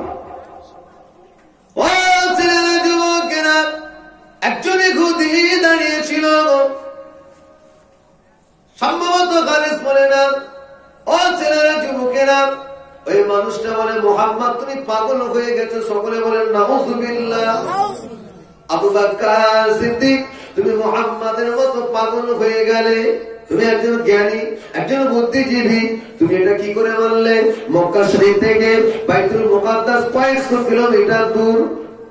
আজকে রাত্রিতে গেল বাইতুল মুকাদ্দাস, ওখান থেকে উর্দু ভবনে 7 আসমানে গেল, জান্নাত জাহান্নাম দেখে ফিরে আসলো। এটা কি হয়? এটা পাগল ছাড়া কি নয়? আল্লাহর নবীর মনে কষ্ট হলো।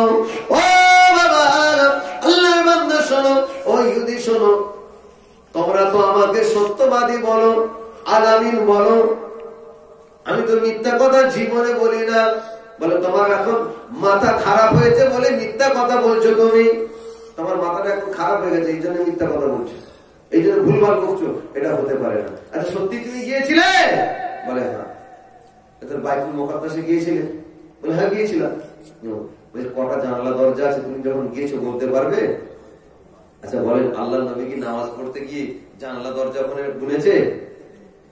ওরা তো নবী তার গুনতে যায় না, আল্লাহর দিদারে যাচ্ছেন, যেতে যেতে মসজিদে হাজির করেছে, নামাজ পড়েছেন, ওখান থেকে চলে গেছে, উনি তো গুনতে যায় না। এই তুমি নবী, তুমি মেরাজে গিয়েছিলে, বাইতুল মুকাদ্দাসে গিয়েছিলে, কটা জানালা দরজা আছে বলো দেখি, তাহলে তুমি গিয়েছিলে আল্লাহ দরবারে, এটা মানবো। নবী চিন্তায় পড়লেন, আল্লাহ আমি তো গুনি না, কিন্তু ওকে কি করে বলবো? কঠিন একটা পরীক্ষার মধ্যে পড়ে গেলাম। আল্লাহ বলে, জিবরাইল চলে যাও। আমার হাবিব গুনে না ঠিকই, কিন্তু আজকে প্রশ্ন যখন করেছে, ও গিয়েছে, এটা প্রমাণ করাতে হবে। আমি আল্লাহ চাই তুমি বাইতুল মুকাদ্দাসের ছবিটা আমার নবীর চোখের সামনে দান করিয়ে দাও।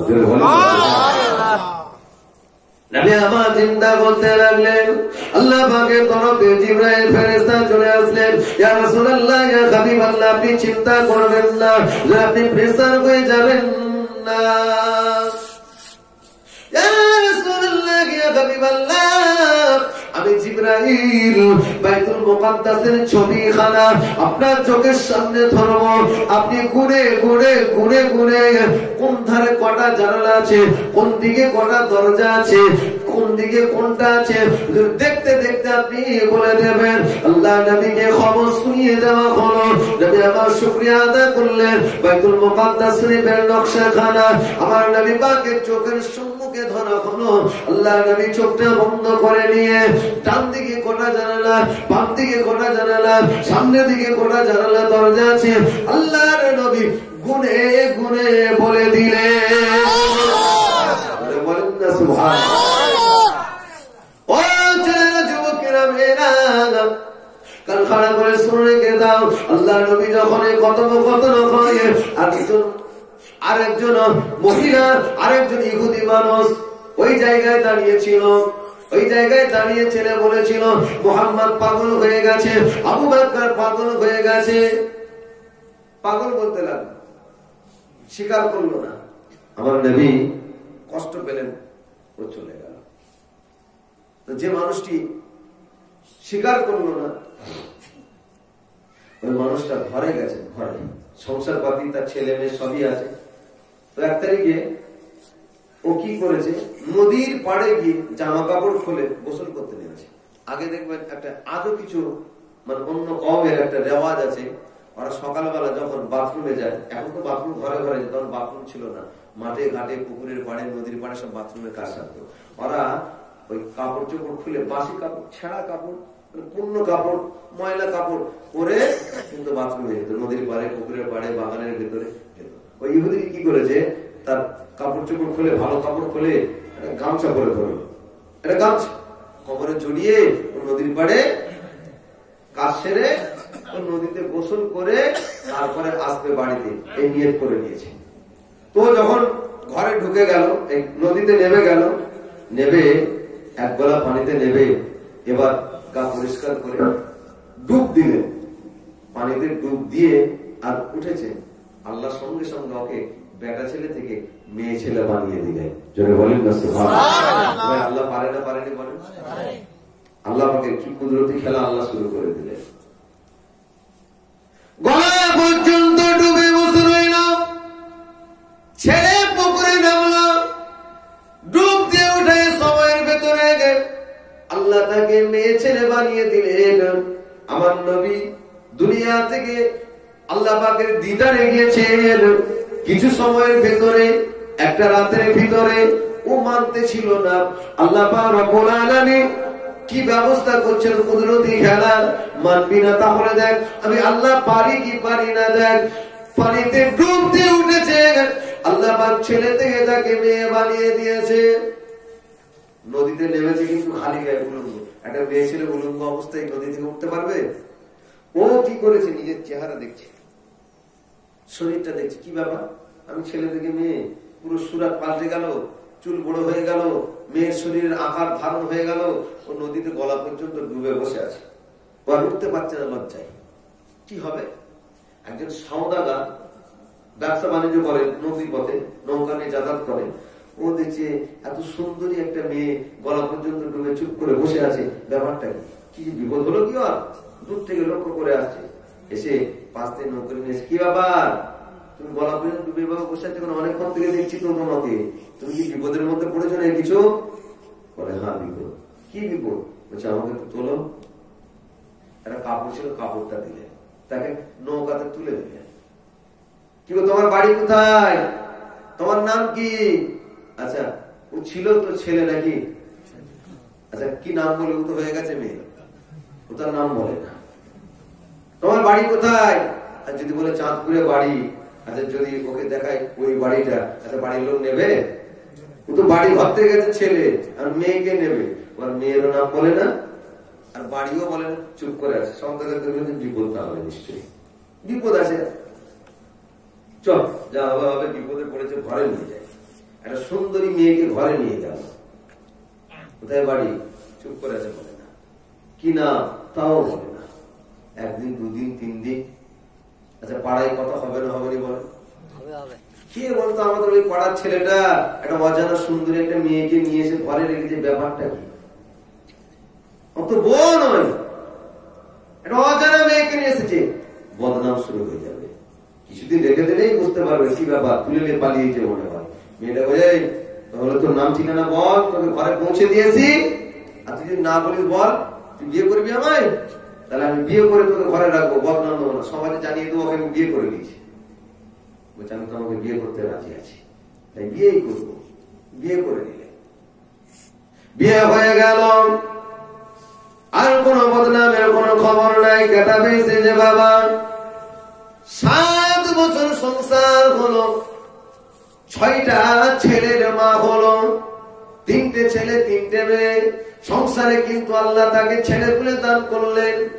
ছিল ছেলে, ডুব দিয়ে হয়ে গেল মেয়ে, বিয়ে হলো, আল্লাহ তার ছেলে পেলেও দিলেন, সন্তান দিলেন। 7 বছর পরে পরে তার খেয়াল হলো যে নদীতে গোসল করেছিলাম, ওই নদীতে গোসল করতে যাব। নদীতে গোসল করতে গেলেন, নদীতে নেমে ডুব দিয়ে যখন আবার পুনরায় উঠলেন, ডুব দেওয়ার সাথে সাথে আমার আল্লাহ তাকে পুনরায় ছেলে বানিয়ে দিলেন। জোরে বলেন না সুবহানাল্লাহ। আচ্ছা ও যাবে, 7টা ছেলে 6টা ছেলে হয়ে গেছে, সেখানে যাবে, ফিরবে? ওইভাবে যাচ্ছে কোথায়? সে আসল বিবির কাছে। ও যেদিন গোসল করতে গিয়েছিল, বিবিকে একটা মাছ দিয়ে গেছিল, মাছ, এই মাছটা তুই কাট, রান্না কর, আমি এসে খাবো গোসল করে এসে। ও সেখানে যাচ্ছে, প্রথম বিবির কাছে গিয়ে দেখে বিবিকে যে মাছটা দিয়ে গিয়েছিলেন, ওই মাছটা বিবি তখন কিন্তু করছে। জোরে বলেন সুবহানাল্লাহ। আল্লাহ পাকের কুদরতি খেলা কি বুঝতে পারছেন? ও দিয়ে গেছিল মাছ কাটতে, রান্না করবে, খাবে। ও চলে গেল, ডুব দিয়ে ছেলে হলো, মেয়ে হলো, সংসার হলো, 6টা ছেলের মা হলো, ফিরে এসে দেখছে কতকালে বিবি তখন মাছ করছে। কি ব্যাপার? আশ্চর্য হলেন, অবাক হলেন। ঘটনাটা বিবির কাছে বললে, বলে মনে মনে সেই কথাটা চিন্তা করছে, আমার নবীর কথা। জোরে বলেন সুবহানাল্লাহ। চিন্তা করে আব্দুল্লাহর বেটা মুহাম্মদ বলেছিল, মেরাজে গিয়েছিল মক্কা শরীফ থেকে বাইতুল মুকাদ্দাস শরীফ জেরুজালেমে অবস্থিত বাবা, ওখান থেকে ঊর্ধ্বগমনে গিয়েছিল, আল্লাহর সঙ্গে দিদার করে ওই রাত্রিতে ফিরে এসেছিল।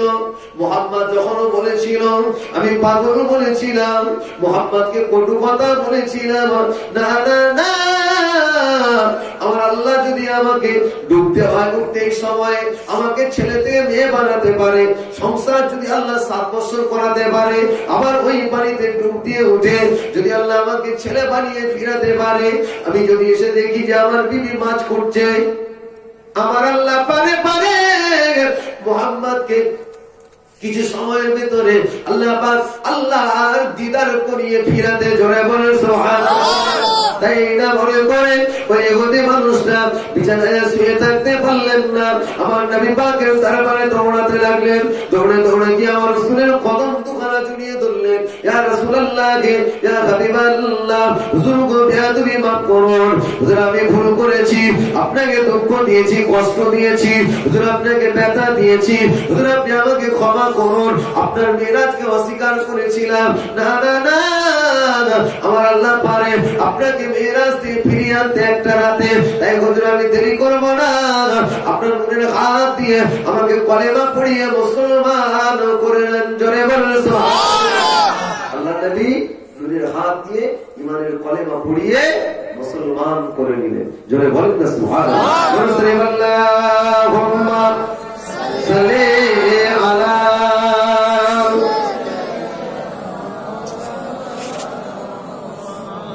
ওয়া আলা আলি সাইয়্যিদিনা নবী আমার এইভাবে লোকরা ইন্তেকাল হয়ে গেছে, তার জানাজা তার কাফনে ওইদিকে যাচ্ছে না। নবী তায়েফের জমিনে ইসলামের প্রচার করতে গেলেন। তায়েফবাসীরা আমার নবীকে পাগল বলে পাথর ছুঁড়ে ছুঁড়ে মারতে লাগলো। আমার নবীকে তায়েফে ঢুকতে দিল না, যদিও ঢুকেছিল মারতে আমার নবীকে বার করে দিল। রক্তাক্ত অবস্থায় নবী 3 কিলোমিটার রাস্তা পর্যন্ত, 3 মাইল রাস্তা পর্যন্ত এসে নবী বেহুশ হয়ে গেলেন। ছেলেরা, জওয়ান, যুবকেরা, আমার নবী পাক সাল্লাল্লাহু আলাইহি কত বিক্ষত চেহারা। আল্লাহ পাক জিবরাইল ফেরেশতা পাঠালেন, জিবরাইল চলে যাও, আমার হাবিবকে এমন মারা মেরেছে, আমার হাবিবকে এমন মারা মেরেছে, আমার হাবিবকে গিয়ে বলো, আমার হাবিব যদি এখনই একটুখানি বলে তায়েফের মানুষকে আমি পিঁপড়ে মারা করে ফেলবো, তায়েফের মানুষকে শেষ করে ফেলবো। সঙ্গে সঙ্গে জিবরাইল ফেরেশতা চলে আসলো, তার সাথে ওহদ পাহাড়ের ফেরেশতা সেও এসে হাজির হলো। ওহদের পাহাড়ে এসে হাজির হলো। ইয়া রাসূলুল্লাহ, ইয়া হাবিবাল্লাহ, যদি বিয়াদবি মাফ করুন, আপনাকে এভাবে মেরেছে তায়েফের মানুষেরা, আপনি একটাবার বলুন যেন তায়েফ মাসদেরকে মেরে দাও, শুধু একটুখানি বলুন, বদদুয়া করুন, ওদেরকে শেষ করে দিতে বলুন। আমার নবীর নূরের চোখ থেকে ফোঁটা ফোঁটা পানি পড়ছে। জিবরাইল, আমি রাসূলুল্লাহ বদদুয়া করার জন্য আসি না, ওয়া আরসালনাকা ইল্লা রাহমাতাল লিল আলামিন, আমি সবার জন্য রহমতের নবী। জোরে বলুন সুবহানাল্লাহ। ওরা চিনতে পারে না, তাইফের মানুষেরা আমাকে বুঝতে পারে না, তাই তারা আমার প্রতি ভুল বুঝে আমার প্রতি জুলুম করেছে। আমি রাসূল দোয়া চাই ওরা যেন একদিন যেন কালেমা পড়ে মুসলমান হয়ে যায়। জোরে বলুন না সুবহানাল্লাহ। ওরা যেন ইসলাম থেকে জানতে পারে, বুঝতে পারে। সেই নবী এইভাবে ইসলামের দাওয়াত দিয়ে মক্কার জমিনে ফিরে আসলেন। মক্কার মানুষেরা আমার নবীকে নির্যাতন করতে কম করে না বাবা। নবীর মনটা খারাপ, এত নির্যাতন বেড়ে গেল আমার নবীর উপরে, এত জুলুম বেড়ে গেল আমার নবীর উপরে। নবী চাচ্ছেন, একদিন নামাজ পড়ে দাঁড়িয়ে মনে মনে করছে, আল্লাহ আল্লাহ এরা মক্কায় থাকতে দেবে না, তায়েফে গেছি সেখানেও মারে আমাকে, মেরাজ থেকে ফিরেছি সেখানেও আমাকে এভাবে অপমান অপদস্থ করে, এরা যা শুরু করেছে এরা আমাকে থাকতে দেবে না। আমার মন চাচ্ছে আমি পালাবো, অন্য কোথাও পালাবো। আমার আল্লাহ আমার নবীকে বলে, হাবিব তুমি যাতে রাজি, আমি আল্লাহ তাতেই খুশি আছি। জোরে বলেন হাবিব, তুমি ঠিকই বলেছো, মক্কার মানুষেরা তোমার প্রতি যেভাবে নির্যাতন করছে, আমি আল্লাহ চাই এই সময় আর মক্কায় থাকতে হবে না, এ সময় আর থাকতে হবে না। খাদিজা চলে গেল, তোমার চাচা চলে গেল, তোমার আপন হিসাবে পাশে দাঁড়ানোর জন্য কেউ আসে না হাবিব, তাই আমি আল্লাহ চাই তুমি এখন কোথায় যাবে, আমি আল্লাহ তোমার জন্য নিরাপদের জায়গা মদিনা শরীফকে বানিয়ে দিয়েছি। মদিনা শরীফ তোমার নিরাপদের জায়গা, তুমি চলে যাও। মদিনা শরীফটা কেন নিরাপদের হলো? আমার নবীকে যখন আব্বা দেখাতে নিয়ে গিয়েছিলেন, নবী পাকের হাতখানা ধরে মদিনার মানুষের দ্বারে দ্বারে ঘুরে বলেছিলেন, ও মদিনার মানুষেরা, যেদিন নির্যাতন করবে মক্কার মানুষেরা, আমার মুহাম্মদ হয়তো চলে আসবে মদিনায়, তোমরা যেন মদিনার মানুষেরা তাড়িয়ে দিও না, একটু জায়গা করে দেবে। আমার আল্লাহ আমিনার ওই কথা কবুল করে নিয়েছিল। মায়ের দোয়া আল্লাহ কবুল করে। আমার নবীর মা আমেনা বলেছিল, মদিনার মানুষকে তোমরা যেন তাড়িয়ে দেবে না, পালিয়ে জায়গা দেবে। আল্লাহ বলে, হাবিব আমি তোমার জন্য মদিনা শরীফকে নিরাপদের জায়গা বানিয়েছি। জোরে বলেন না সুবহানাল্লাহ। অমুক তারিখে অমুক দিনে তুমি হিজরত করবে, মদিনায় চলে যাবে। আমার নবী আবু বকর সিদ্দিককে বলেছিল, আবু বকর সত্যি বাবা মনে হচ্ছে মদিনা আমাকে মক্কা ছেড়ে পালাতে হবে মদিনায়, যেভাবে এরা চালাচ্ছে আমার প্রতি জুলুম অত্যাচার করছে, এরা থাকতে দেবে না, পালাতে হবে। তবে যেদিন আমি যাব, আবু বকর আমি একা যাব না বাবা, তোমাকে সঙ্গে করে কিন্তু আমি নিয়ে যাবো। জোরে বলেন না সুবহানাল্লাহ। তোমাকে সঙ্গে করে নিয়ে যাবো, একদিন পালাতে হবে মদিনায়। ছেলেরা, জওয়ান, যুবকেরা, আল্লাহর নবী এমন একটা সময় এসে গেল মক্কা ছেড়ে মদিনায় হিজরত করবেন। আজকে আর বাড়াবো না, হিজরতের কথা আগামীকাল থেকে আলোচনা করবো। তাই আমার ভাইরা বাবাজিরা মদিনায় পৌঁছাবে, যুদ্ধ শুরু হবে, বদর হবে, উহুদ হবে, খন্দক হবে, তবুক হবে, অনেক ইতিহাস এখন আছে। আগামীকাল আল্লাহ রাজি থাকলে হিজরত করিয়ে নবী পাকের জিহাদের ঘটনা তুলে ধরবো। শেষ দিনে আমার নবী পাকের ইন্তেকাল হবে, জানাজার নামাজ কিভাবে হবে এ পর্যন্ত আলোচনা করে শেষ দোয়া করে আপনাদের কাছ থেকে বিদায় নেব। তাই ভুল বুঝবেন না, অন্তত শেষ কটা দিন আপনারা প্রত্যেকে থাকবেন ইনশাআল্লাহ। থাকবেন তো নাকি?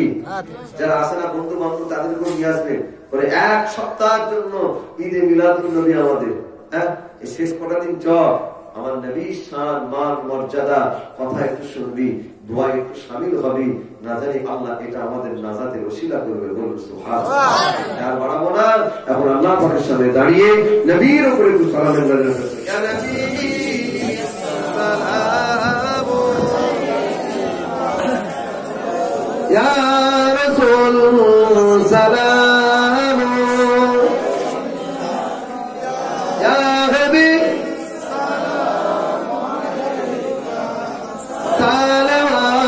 সালাওয়াতুল্লাহ আলাইকা।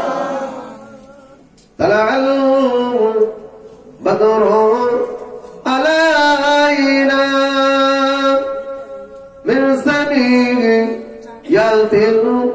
ওয়াদাই ওয়াজাবা শুকরু আলাইনা মাদা লিল্লাহ আগিদাই।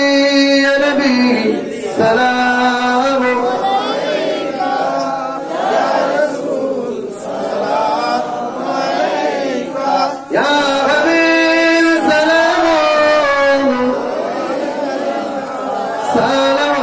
সালাওয়াতুল্লাহ আলাইকা। ইয়া নবী সালাম লাওয়ামান,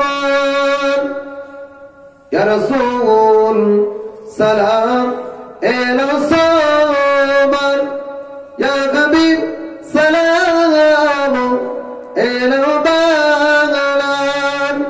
আমার যে বড়ই গুনাহগার নবী সালাম আলাইকা, ইয়া রাসূল সালাম আলাইকা, ইয়া হাবিব সালাম আলাইকা, সালাওয়াতুল্লাহ আলাইকা।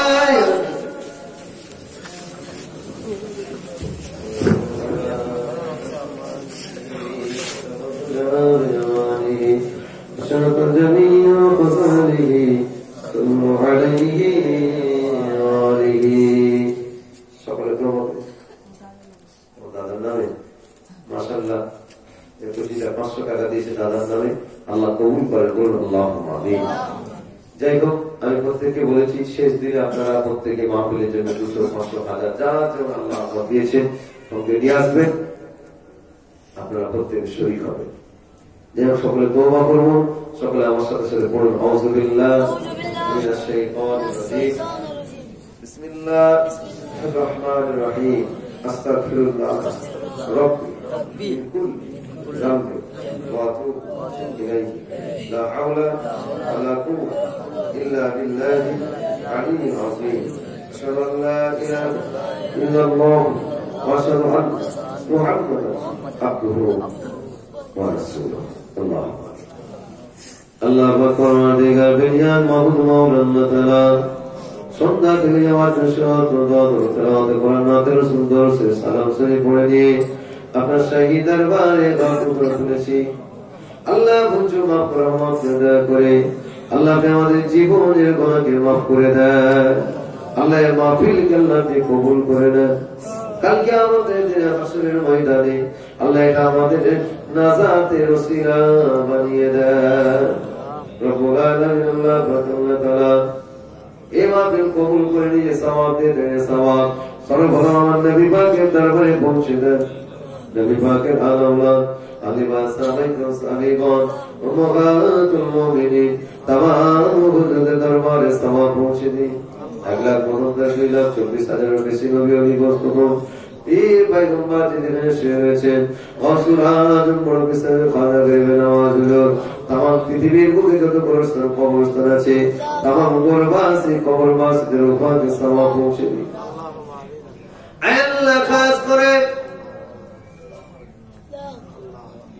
পুরপুরা শরীফে জমিয়ে দাদা হুজুর দেখলা 5,000 দেখলা 400 तमाम হুজুরদের দরবারে সওয়াব পৌঁছে দিন।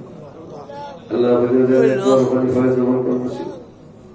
এই গ্রামে আছে বাজিয়ে কবরস্থান আছে আল্লাহ মালদা জেলার ভেতরে আল্লাহ যত আল্লাহ মিলিয়ে শুয়েছে অসংখ্য এলাকায় যত কবরস্থান আছে আল্লাহ আমার কবরবাসীদের উপাধি সওয়াব পৌঁছে দিন আল্লাহ আমাদের আঘাত তুলেছি আল্লাহ আমাদের বাবা দাদা দাদি নানা নানি আবাসদার বংশের ভেতর থেকে শ্বশুর বংশের ভেতর থেকে পর্দার আলে আমার মা বোনের আঘাত তুলেছে অনেকের মা নাই আব্বা নাই দাদা নাই দাদি নাই দাদা নাই নানি নাই আবাসদার মুরব্বী যারা কবরে চলে গেছে আল্লাহ সকলের উপাকে সওয়াব পৌঁছে দিন আল্লাহ কারণ কবরে আযাব হয় আযাবুল কবরকে মাফ করে দিন আল্লাহ কবরগুলোকে জান্নাতের নিয়ামতে ভরে দিন আল্লাহ বিপদ আপদ মুসিবতে হেফাজত করুন আল্লাহ নতুন করে করোনা ভাইরাস অ্যাটাক হচ্ছে আল্লাহ আল্লাহ পাক আপনি আমাদের ঘরে ছেলে মেয়েদের সকলকে ভাইরাস থেকে হেফাজত করুন ঈমানদার মুমিনদেরকে আল্লাহ দেখুন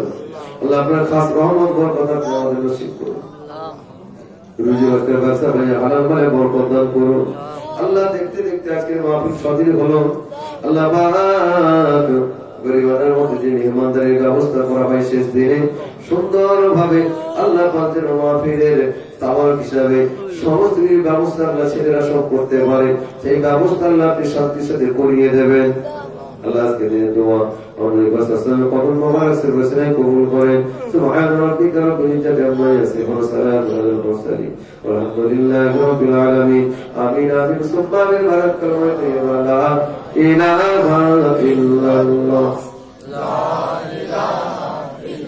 লা ইলাহা ইল্লাল্লাহ মুহাম্মাদুর রাসূলুল্লাহ আসসালামু আলাইকুম